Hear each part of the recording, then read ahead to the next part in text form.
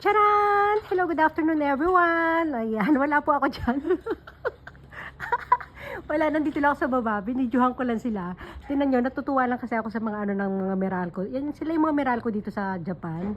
O, ayan o, talagang ano sila. O, nakakatuwa, di ba? Talagang may mga nakaantabay sa baba para sa mga nagdadaang mga tao. At saka talagang yung mga ano nila, matawag dito, may mga safety talaga yung kanilang mga ano, mga kasuotan, o kumpleto yung mga yan. O, di ba? Hindi katulad sa Pilipinas. Naku po. Ay, wag na natin i-compare sa Pilipinas. Hindi kasi may nakita lang kasi ako sa Pilipinas. Yung parang, hindi naman lahat siguro. Huwag naman tayong ganyan. Kasi sa Pilipinas, di ba, merong iba na sobrang, ano sila, kampante sila. Hindi nila iniisip yung danger ng ganitong trabaho.